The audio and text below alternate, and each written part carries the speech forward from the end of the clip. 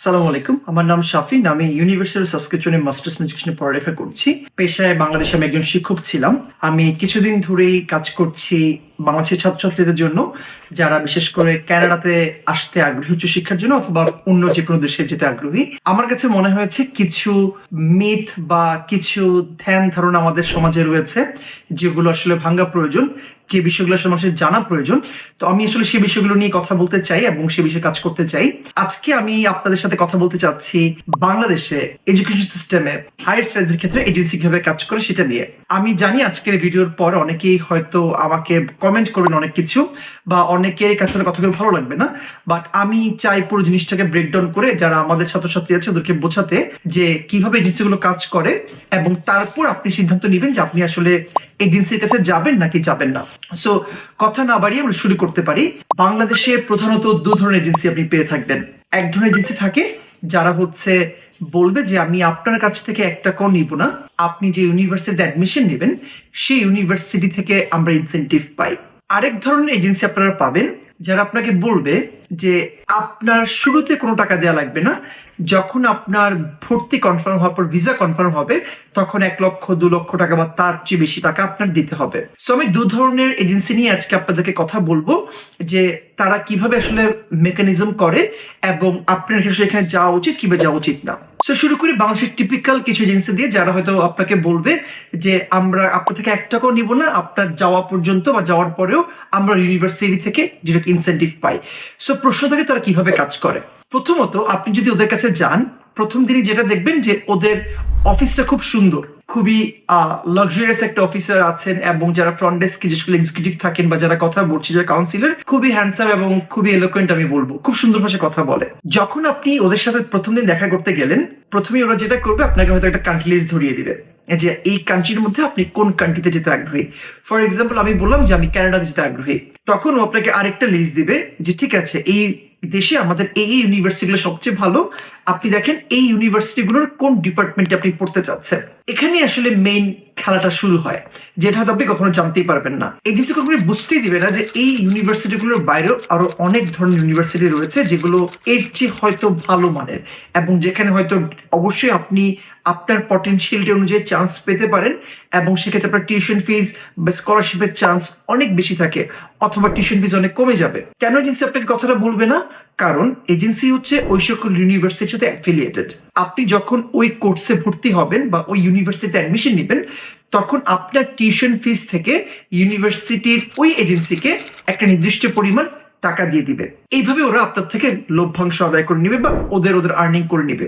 আপনি হয়তো জিজ্ঞেস করতে পারেন, আচ্ছা ভাই আমি কি এই ইউনিভার্সিটির বাইরে অন্য কোনো ইউনিভার্সিটি ট্রাই করতে পারি? আপনি হয়তো জিজ্ঞেস করতে পারেন যে ভাই আমি কি ইউনিভার্সিটি সাবস্ক্রিপশনে যেতে পারি, আমি কি ইউনিভার্সিটি ব্রিটিশ কলাম্বিয়া অ্যাপ্লাই করতে পারি? ওরা কখনই আপনাকে সেটাতে এনকারেজ করবে না। যদি করেও বলবে তাহলে আপনাকে নিজে নিজে করতে হবে। কারণ আপনি যদি এমন কোন ইউনিভার্সিটিতে আসেন যে ইউনিভার্সিটির সাথে ওই পার্টিকুলার এজেন্সি অ্যালাইন্ড না, আপনাকে নিতে আসলে কোনো লাভ নাই, তাই না? কারণ আপনি তাকে টাকাও দিচ্ছেন না। সো ও শুধুমাত্র আপনাকে ওই সকল ইউনিভার্সিটির ওই সকল কোর্সগুলোতে নিয়ে ট্রাই করবে যে সকল কোর্সগুলো থেকে ভর্তি হলে সে তার লভ্যাংশ খুঁজে পাবে। আমি একটু আপনাকে বলি যে কেন আসলে সকল ইউনিভার্সিটির সাথে এই ডিসিগুলো অ্যালাইন্ড হয় না। এখানে আপনাকে বুঝতে হবে, আমি যেমন এখন ইউনিভার্সিটি সাবস্ক্রিপশনে মাস্টার্স এডুকেশনে পড়ালেখা করছি, আপনি যদি কোনো এজেন্সির কাছে যান এবং যে বলেন যে ভাই আমি আপনাকে ইউএসএসকে ভর্তি করিয়ে দেন, ওরা আপনাকে পারবে না। কারণ যেটা হচ্ছে এই সকল যেগুলো ভালো ইউনিভার্সিটিগুলোর অ্যাডমিশন খুবই কম্পিটিটিভ, এবং ওরা এমনি অনেক স্টুডেন্ট পায় যারা ক্যানাডিয়ান স্টুডেন্ট বা পৃথিবীর যে কোনো প্রান্ত থেকে, ওরা প্রথমেই এই সকল ইউনিভার্সিটির জন্য টার্গেট করে, ট্রাই করে।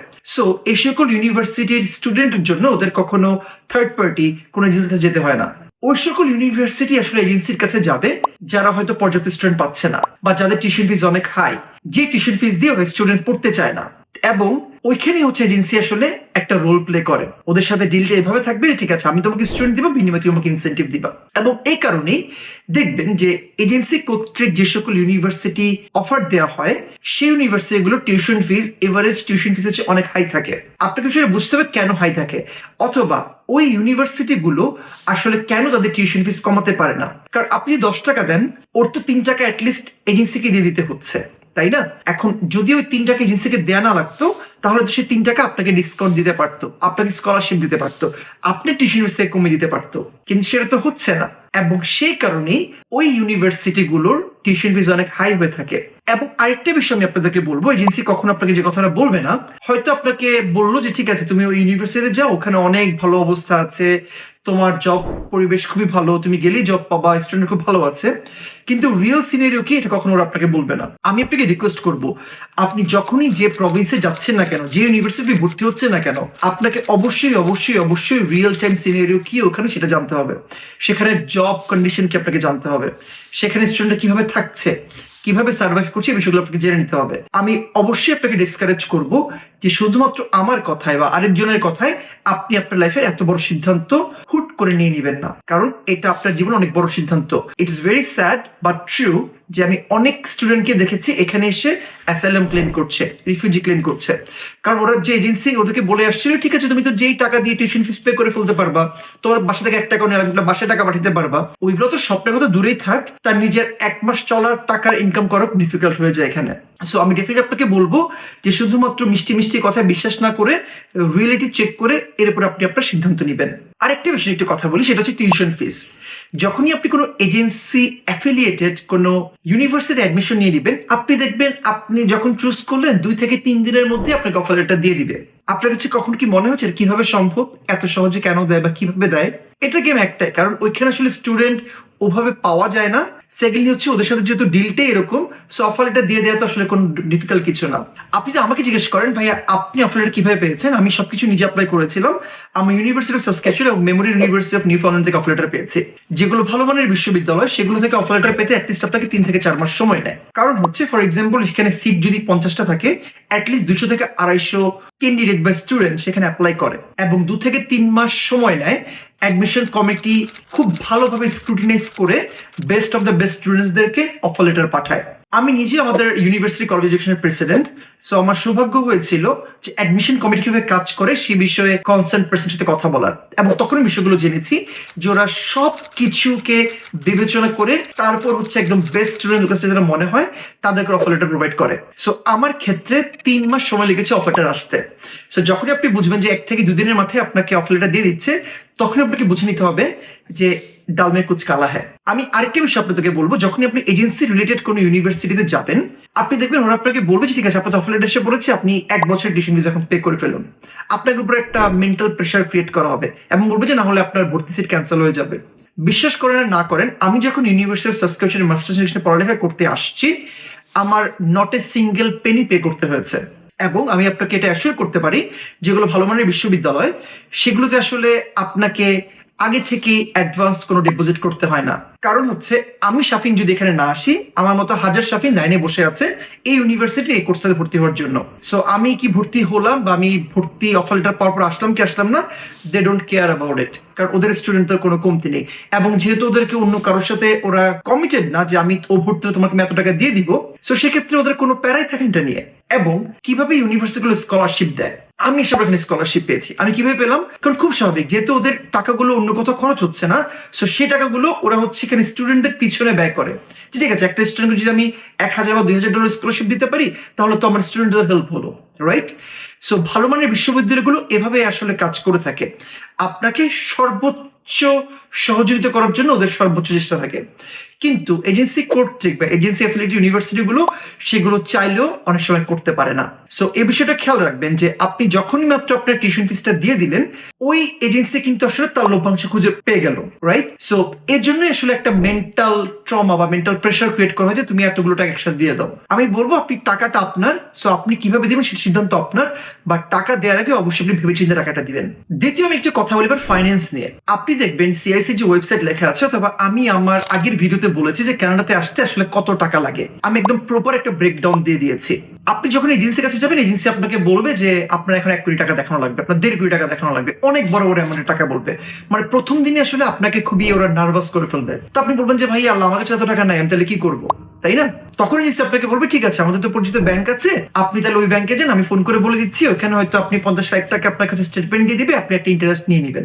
ওরা কি করে বিষয়টা আসলে, ওরা এখানেও আপনার থেকে লাভ করে। আপনি যখন ওদের পরিচিত একটা ব্যাংকে যাচ্ছেন, ওই ব্যাংকের সাথে ওদের আগে থেকে চুক্তি করা, ঠিক আছে আমি স্টুডেন্ট পাঠাবো, তুমি এত % ইন্টারেস্ট নিবা, বিনিময়ে তুমি আমাদেরকে এত টাকা দিয়ে দিবে। সো ওরা শুধুমাত্র একদিক দিয়ে প্রফিট করছে না, যত উপায় সম্ভব আপনার থেকে প্রফিট করা ট্রাই করবে। আমি আপনাদেরকে রিকোয়েস্ট করবো যে কাইন্ডলি এ ধরনের ফাঁদে পা দিবেন না। আপনি আগে নিজের পটেনশিয়ালিটি বুঝুন, ডেফিনেটলি আপনার যথেষ্ট পটেনশিয়ালিটি আছে এবং আপনার যে ফাইন্যান্সিয়াল ক্যাপাবিলিটিস আছে আমি বিশ্বাস করি আপনি সেই ধরনের ফাইন্যান্সিয়াল ক্যাপাবিলিটিস দিয়ে অবশ্যই আপনি কোথাও না কোথাও চান্স পাবেন। বাট যে কোনো সিদ্ধান্ত নেওয়ার আগে বুঝে শুনে তারপর সিদ্ধান্তটা নেবেন।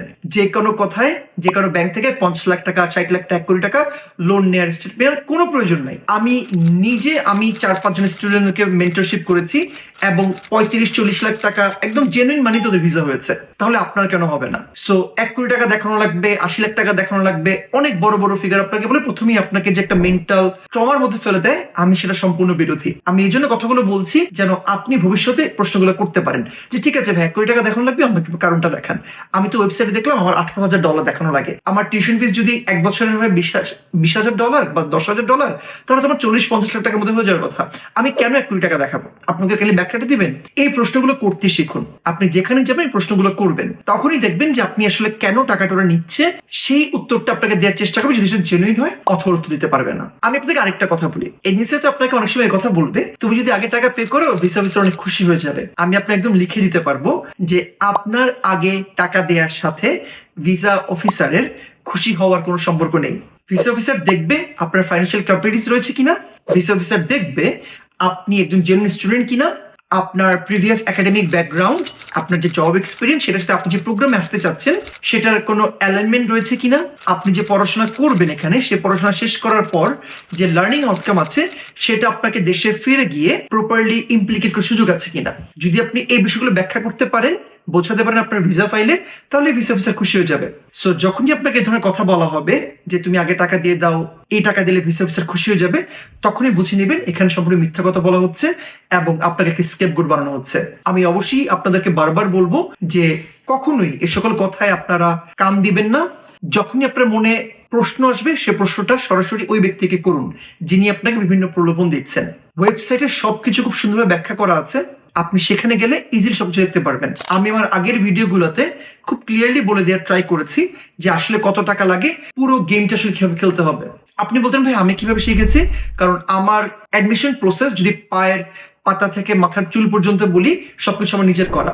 আমি এটা গর্বের সাথে বলি কারণ আমি কাজটি করেছি বলে আমি শিখেছি। আমার অনেক কষ্ট হয়েছে বাট আমি প্রত্যেকটা কিছু আমি নিজে করেছি, ফটোকপি করা শুরু করা থেকে একদম ভিসা ফাইল সাবমিট করা পর্যন্ত আমি কারো হেল্প নেইনি। সো এই যে আমি কাজটা করেছি তার ফলে আমি এখন বলতে পারছি, আমি জানি কিভাবে আসলে এই জিনিসটা করতে হয়। সো আমিও ডেফিনেটলি চাবো আপনিও এই বিষয়টা জানুন। দেখুন দেশের বাইরে লাইফটা খুবই কম্পিটিটিভ লাইফ, এটা মোটেও খুব সহজ কোনো লাইফ না যে দেশের বাইরে গেলে তো সবাই খুব সুন্দর সুন্দর ছবি দেয়, আইফোন কিনে, গাড়ি কিনে, ব্লা ব্লা ব্লা।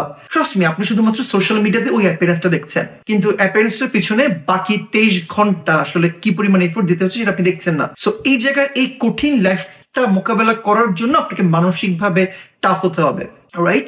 এবং তার জন্য আমি চাই সেটা করার আগে অন্তত ভিসার ফাইলটা নিজে করুন। আপনি অনেক কিছু জানতে পারবেন, আপনি অনেক জায়গায় আটকাবেন, সেই হেল্পগুলো করার মতো অনেক মানুষ আছে। আপনার 1 পয়সা কোথাও পে করতে হবে না, ট্রাস্ট মি। আমি তো কোথাও 1 টাকা পে করি নাই।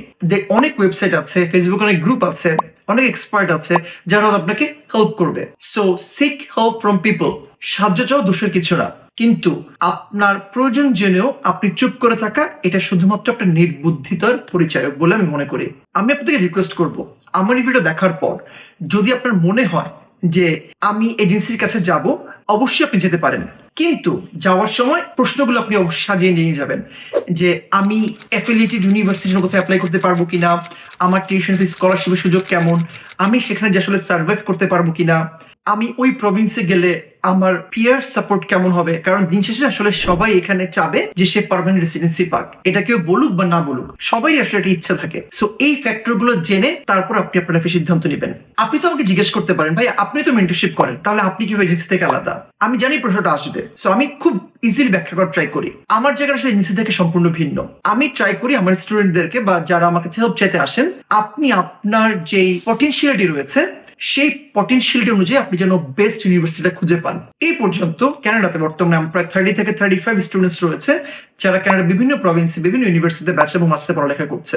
আমি যেহেতু গত 2 বছরের মতো এটা নিয়ে কাজ করছি, সো আমি মোটামুটি জানি যে কিভাবে আসলে কাজ করলে বা কিভাবে আগালে আপনি আপনার পটেনশিয়াল অনুযায়ী সর্বোচ্চ আউটপুটটা পাবেন। আমি আপনাকে ট্র্যাকটা ধরিয়ে দিতে হেল্প করি। আমি কখনো আপনার হয়ে কাজ করব না। আমি কখনো আপনাকে বলবো না ভাই আপনি ঠিক আছে আপনি আমাকে টাকা দিন, আপনাকে ফটোকপি করে দিচ্ছি। নো, আমি আপনাকে হেল্প করবো পুরো প্রসেসটা শেখার এবং যেন আপনি ভবিষ্যতে অন্য কাউকে হেল্প করতে পারেন। আমি আপনাকে হেল্প করব যেন আপনি ডিপার্টমেন্ট চয়েসের ক্ষেত্রে আপনার সাথে আপনার প্রোফাইলের সাথে যে বিষয়টা অ্যালাইন্ড, আপনার যেখানে সবচেয়ে কম টিউশন ফিস পে করে আপনি ইজিলি পড়া শেষ করতে পারবেন, যেখানে আসলে আপনি পার্মানেন্ট রেসিডেন্সির ক্ষেত্রে অনেকটুকু এগিয়ে যাবেন, যে প্রোগ্রামটা পড়ালেখা করলে আপনার কানাডাতে হোক অথবা পৃথিবীর যে কোনো প্রান্তে হোক অথবা বাংলাদেশে হোক আপনার জব প্রসপেক্ট খুব ভালো থাকবে, ওই বিষয়গুলো খুঁজে বের করতে আমি আপনাকে হেল্প করব। আমি এইভাবে কাজ করি।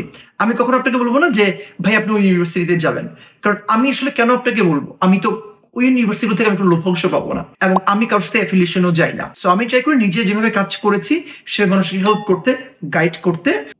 এবং আমি আশা রাখি একসময় বাংলাদেশে বেশিরভাগ স্টুডেন্টই এবং ম্যাক্সিমাম স্টুডেন্টই নিজে নিজে কাজ করা শিখে যাবে এবং আরেকজনের উপর নির্ভরশীল না হয়ে সম্পূর্ণ নিজ উদ্যোগে অ্যাডমিশন প্রসেসটা শেষ করবে।